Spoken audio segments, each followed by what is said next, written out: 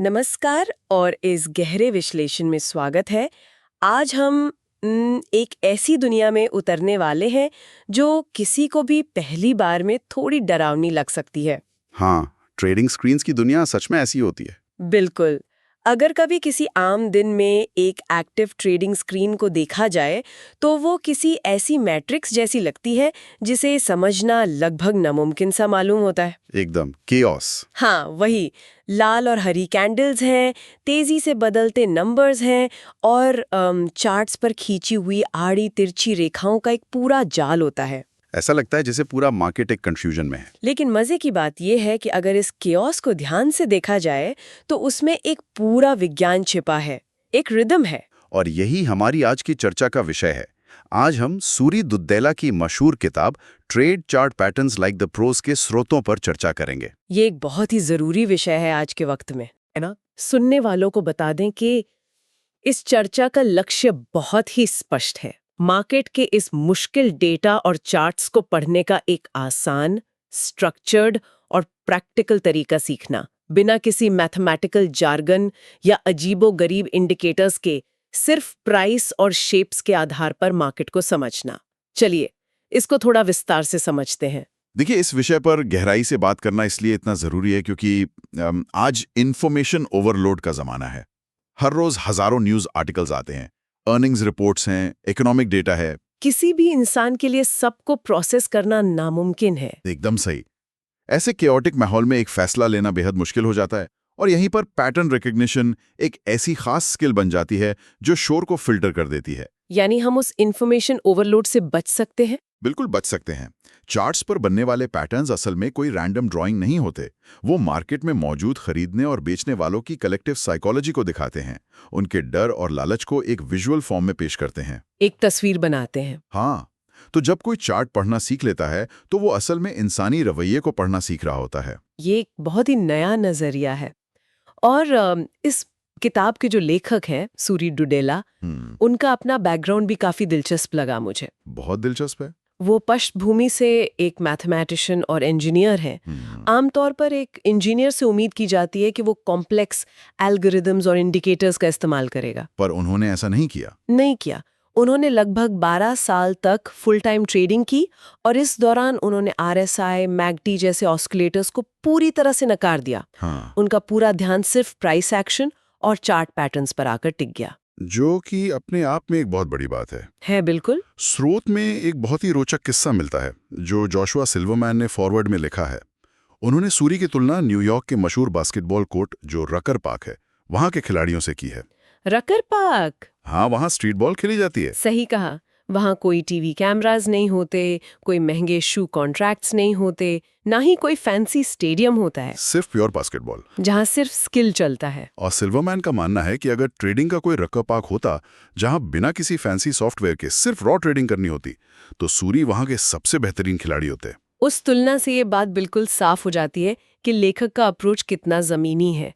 Technical analysis की दुनिया में अक्सर दो तरह की किताबें मिलती हैं। हाँ, मैंने भी नोटिस किया है। एक वो जो पूरी तरह से एकेडमिक होती हैं, उनमें लिखा होता है कि इस स्पेसिफिक पैटर्न का फेलियर रेट 32% है और अगर दूसरे इंडिकेटर का इंतजार ना किया जाए तो फेलियर रेट 36% तक चला जाता है। जो सुनने में तो बहुत स्मार्ट लगता है। लगता तो है, लेकिन जब एक रियल ट्रेडर लाइव मार्केट में स्क्रीन के सामने बैठा होता है जहां असल पैसे का रिस्क होता है, तब उसे इन परसेंटेजेस से कोई खास मदद नहीं मिलती। उस वक्त तो कुछ प्रैक्टिकल सवाल दिमाग में आते हैं। वही तो सवाल आते हैं कि कहाँ एंट्री लेनी है, अगर मार्केट खिलाफ चला जाए तो स्टॉप लॉस कहाँ लगाना है और प्रॉफिट का टारगेट क्या होना चाहिए। और स्रोत बताते हैं कि इस किताब को एक ट्रेडर सेंस पर्सपेक्टिव से लिखा गया है। जी हाँ, यह एकेडमिक थ्योरी से निकलकर सीधे मैदान में उतरने की बात करती है। शायद यही वजह है कि माइकल स्टाइनहार्ट जैसे बड़े इन्वेस्टर ने इस किताब के बारे में यहाँ तक कह दिया कि इस किताब को पढ़े मत, इससे पैसे बनाएं। ये एक बहुत बड़ा स्टेटमेंट है तो बड़ा स्टेटमेंट।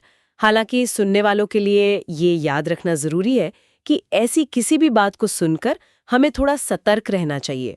हमारा उद्देश्य यहाँ किसी ऐसी स्ट्रैटेजी को इंडोर्स करना नहीं है जो रातों रात अमीर बनाने का दावा करे। बिल्कुल नहीं। हम तो बस ये समझने की कोशिश कर रहे हैं कि इस अप्रोच में क्या लॉजिक छिपा है। सही कहा।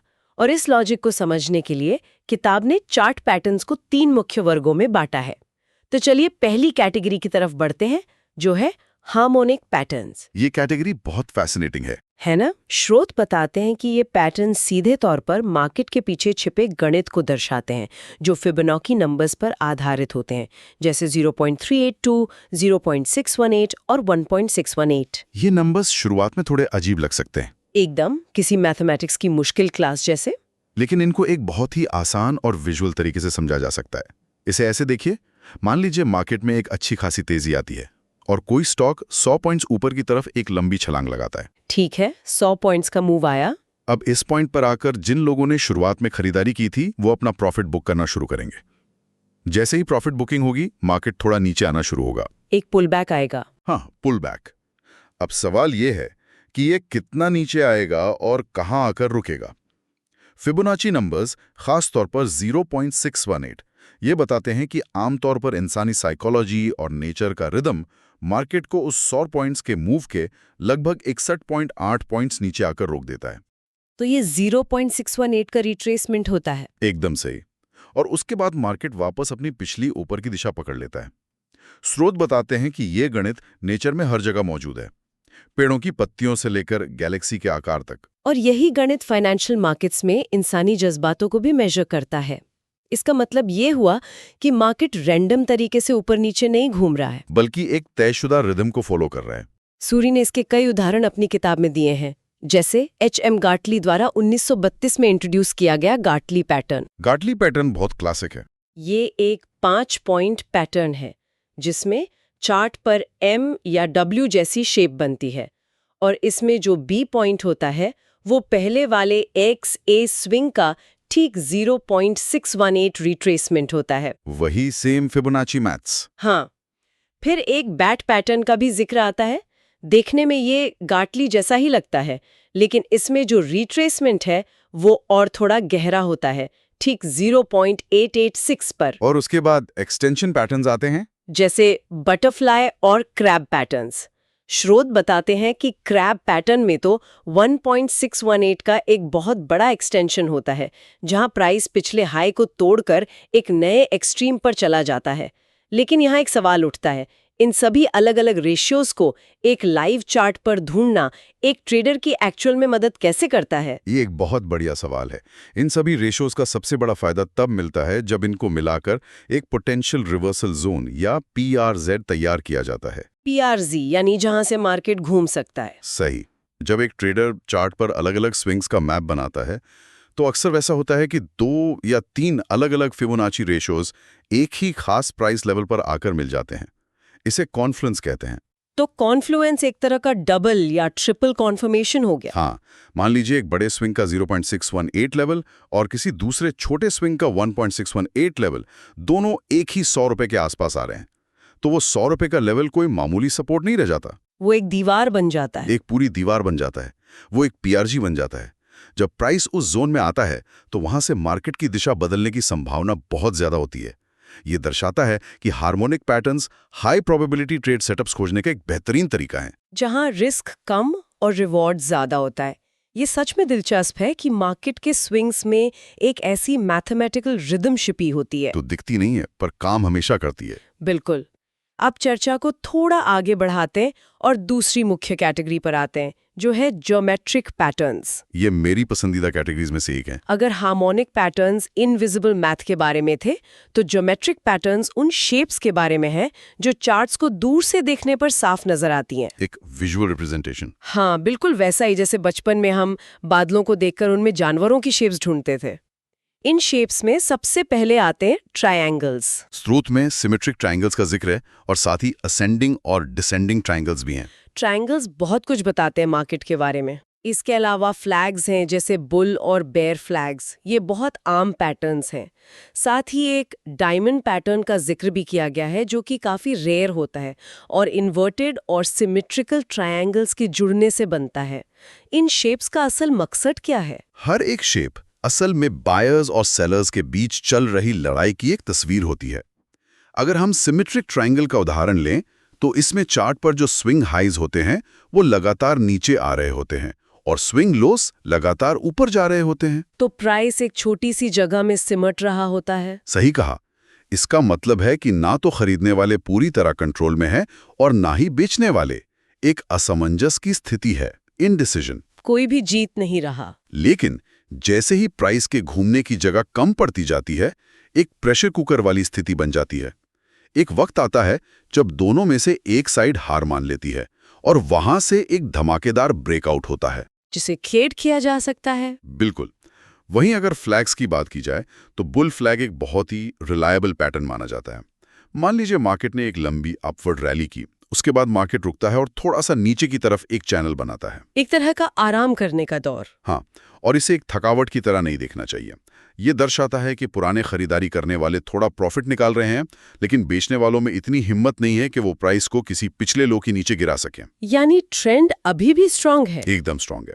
और जैसे ही उस फ्लैग का रेजिस्टेंस टूटता है, मार्केट फिर से दुगनी तेजी से ऊपर भागता है। तो इसका मतलब ये हुआ कि हर एक ब्रेकआउट के पीछे किसी न किसी ग्रुप की हार या जीत शामिल होती है। पूरी तरह से इंसानी दिमाग का खेल है। और इसी साइकोलॉजी से जुड़ती है हमारी स्रोत की तीसरी कैटेगरी, जो है प्राइस एक्शन पैटर्न्स, जो कि सबसे सीधा और रॉ तरीका है मार्केट को पढ़ने का। अगर हार्मोनिक मैथ थे और ज्योमेट्रिक शेप्स थे, तो प्राइस एक्शन पैटर्न्स पूरी तरह से थकावट, इमोशंस और नए ट्रेंड्स के बनने की कहानी सुनाते हैं।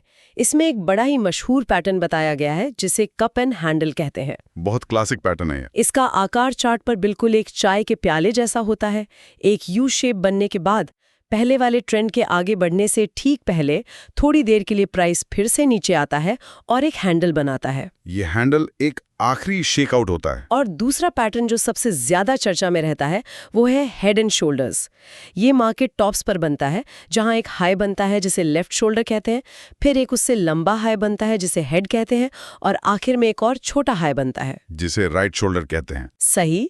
इसके अलावा किताब में कुछ ऐसे एग्जॉटिक पैटर्न्स भी हैं जिनके नाम बहुत ही रोचक हैं, जैसे 3 हिल्स एंड अ माउंटेन, जिसमें लगातार चार्ट पर 3 पहाड़ियां बनती हैं और फिर आखिर में एक बहुत बड़ा पहाड़ बनता है। और स्पाइक एंड लेज भी है। हाँ, स्पाइक एंड लेज, जिसमें प्राइस पहले अचानक बहुत तेजी से ऊपर भागता है एक स्पाइक की तरह, और फिर बिल्कुल शांत होकर एक फ्लैट लेज या छज्जे जैसा आकार ले लेता है। इन सभी पैटर्न्स में जो सबसे जरूरी चीज नोट करने वाली है वो है वॉल्यूम और थकावट का कॉम्बिनेशन। इसे थोड़ा और समझाइए, वॉल्यूम का क्या रोल है? जैसे हेड एंड शोल्डर्स पैटर्न की ही बात करें, जब मार्केट में पहली तेजी आती है और लेफ्ट शोल्डर बनता है तो बहुत जोर शोर से खरीदारी होती है। उसके बाद प्राइस थोड़ा नीचे आता है और फिर से एक नया बड़ा हाई बनता है जो हेड कहलाता है। यहाँ तक तो सब ठीक लगता है, एक नॉर्मल अप ट्रेंड। पर असली कहानी तब शुरू होती है जब राइट शोल्डर बन रहा होता है। आमतौर पर इस तीसरे अपवर्ड मूव के दौरान ट्रेडिंग वॉल्यूम काफी कम हो जाता है। प्राइस भले ही ऊपर जा रहा हो, लेकिन उसमें वो ताकत नहीं होती जो पहले थी। यानी नया पैसा मार्केट में नहीं आ रहा। बिल्कुल। बड़े इंस्टीट्यूशनल ट्रेडर्स वहां फ्रेश बाइंग नहीं कर रहे होते। ये राइट शोल्डर इस बात का सबसे बड़ा विजुअल इशारा है कि ऊपर ले जाने वाली एनर्जी अब खत्म हो चुकी है। एक तरह से मार्केट थक चुका है। हाँ, और जब आखिर में वो नेकलाइन यानी पिछले लोज से गुजरती हुई सपोर्ट लाइन टूटती है तो वो एक रस्मी ऐलान होता है कि अब पावर बेचने वालों के हाथ में चली गई है। और कप एंड हैंडल में जो हैंडल बनता है उसका लॉजिक क्या है? वो भी एक खास मकसद से बनता है। वो आखिरी बार उन कमजोर ट्रेडर्स को मार्केट से बाहर निकालने का काम करता है जिनमें लंबा इंतजार करने का धैर्य नहीं होता। जैसे ही वो डरकर निकलते हैं, असली तेजी आती है। ये सब सुनकर एक उलझन यहाँ ये उठती है कि इन सब पैटर्न्स और शेप्स को समझने के बाद इन्हें एक एक्चुअल ट्रेड में कैसे बदला जाए, क्योंकि स्रोत में बार बार ट्रेडर सेंस की बात की गई है। सही सवाल है। नॉलेज का तब तक कोई फायदा नहीं जब तक उसे अप्लाई ना किया जाए। तो अगर कोई रियल वर्ल्ड सिनेरियो लिया जाए तो ये सारी नॉलेज एक प्रॉफिटेबल सिस्टम में कैसे तब्दील होती है? स्रोत के आधार पर इसका जवाब बहुत ही स्पष्ट दिया गया है। किसी भी पैटर्न पर अमल करने की 3 सुनहरे असूल हैं: एंट्री, स्टॉप और टारगेट। 3 असूल। एंट्री पर बात करते हैं पहले। मान लीजिए कि चार्ट पर एक हेड एंड शोल्डर्स पैटर्न बन रहा है। पहला असूल कहता है कि सिर्फ राइट शोल्डर बनते ही एंट्री नहीं लेनी चाहिए। एंटिसिपेट करना यानी पहले से अंदाजा लगाना खतरनाक हो सकता है। मतलब हमें वेट करना चाहिए। हमेशा कंफर्मेशन का इंतजार जरूरी है। जब तक नेकलाइन पूरी तरह से टूट ना जाए और उस ब्रेकआउट बार के बनने के बाद प्राइस उसके थोड़ा और नीचे ना चला जाए, तब तक एंट्री नहीं लेनी है। और दूसरा असूल है स्टॉप। Stop loss. किसी भी ट्रेड में सबसे जरूरी काम है स्रोत के मुताबिक पैटर्न ट्रेड करते वक्त स्टॉप लॉस हमेशा एक लॉजिकल जगह पर होना चाहिए, जैसे उसी पैटर्न के मिड पॉइंट के थोड़ा ऊपर या फिर किसी रीसेंट फिबोनाची रिट्रेसमेंट लेवल पर, ताकि अगर पैटर्न फेल भी हो जाए, जो कि हो सकता है, तो नुकसान कम से कम हो। एकदम सही। और तीसरा सबसे अहम असूल है टारगेट। अक्सर लोग टारगेट हवा में सेट कर लेते हैं या किसी रैंडम नंबर पर, जो कि इमोशंस पर आधारित होता है। हाँ, लेकिन पैटर्न ट्रेडिंग सिखाता है कि टारगेट को पैटर्न की गहराई के आधार पर मेजर किया जाता है। अगर हेड एंड शोल्डर्स में टॉप से लेकर नेकलाइन तक की गहराई 50 पॉइंट्स की है, तो नेकलाइन टूटने के बाद जो टारगेट बनेगा वो भी नेकलाइन से लगभग 50 पॉइंट्स नीचे ही होगा। ये एक बहुत ही मेथोडिकल और बिना इमोशंस वाला तरीका है मार्केट को अप्रोच करने का। स्ट्रक्चर्ड सिस्टम बन जाता है। तो अगर इस गहरे विश्लेषण को समेटा जाए, तो इन स्रोतों का जो निचोड़ निकल कर आता है वो ये है कि हार्मोनिक पैटर्न्स का माथ मार्केट को एक रिदमिक बाउंड्री देता है, जियोमेट्रिक आकृतियां बायर्स और सेलर्स के कॉन्फ्लिक्ट को दिखाती हैं, और प्राइस एक्शन उनके इमोशंस और थकावट की कहानी सुनाता है। और जब ये तीनों एक साथ आते हैं, तभी एक सक्सेसफुल ट्रेडर का माइंडसेट तैयार होता है। किसी के लिए भी, चाहे कोई फाइनेंस की दुनिया को समझने की शुरुआत कर रहा हो या किसी आने वाली स्ट्रैटेजी मीटिंग की तैयारी कर रहा हो, ये पैटर्न रिकॉग्निशन की अप्रोच एक ढाल की तरह काम करती है। इन्फॉर्मेशन ओवरलोड से बचने के लिए ये सबसे बेहतर तरीका है। ये ध्यान वापस उस एक चीज पर ले आती है जो सबसे ज्यादा सच्ची है, और वो है प्राइस का व्यवहार। ये चर्चा सच में ज्ञानवर्धक रही, और इसको विराम देने से पहले मैं एक गहरा और रोचक सवाल छोड़कर जाना चाहूंगा। इस पर सुनने वाले खुद शोध कर सकते हैं। जरूर बताइए। ये बात तय है कि फाइनेंशियल मार्केट्स बुनियादी तौर पर इंसानी जज्बातों से संचालित होते हैं, लेकिन क्या ये फिबोनाची रेशियोज और ट्रायंगल्स इसलिए काम करते हैं क्योंकि इनमें सच में प्रकृति का कोई छिपा हुआ नियम काम कर रहा है? एक यूनिवर्सल मैथ? हाँ, या फिर सच्चाई कुछ और ही है? क्या ये इसलिए इतने एक्यूरेट होते हैं क्योंकि दुनिया भर के हजारों ट्रेडर्स एक ही वक्त में अपनी स्क्रीन पर उन्हीं आकृतियों को देख रहे होते हैं और उस ज्योमेट्री के पूरा होने पर बिल्कुल एक जैसा रिएक्ट करते हैं? एक सेल्फ फुलफिलिंग प्रोफेसी की तरह। बिल्कुल। क्या ये यूनिवर्स का नियम है या सिर्फ इंसानों द्वारा बनाई गई एक ऐसी स्थिति जहां लोग किसी चीज पर इसलिए यकीन करते हैं क्योंकि बाकी सब भी उसी पर यकीन कर रहे हैं? यह एक ऐसी पहेली है जिसके जवाब में ही मार्केट का असली रहस्य छुपा है। क्या ही बेमिसाल और सोचने पर मजबूर कर देने वाला विचार है। इन पैटर्न्स के पीछे की जो असली वजह है, चाहे वो गणित हो या लोगों का हर्ड मेंटालिटी वाला एक्शन, इस बात से इनकार नहीं किया जा सकता कि मार्केट में इनकी एक खासी ताकत होती है। आज की इस ज्ञानवर्धक चर्चा में बस इतना ही। इस विश्लेषण में हमारे साथ जुड़े रहने के लिए धन्यवाद।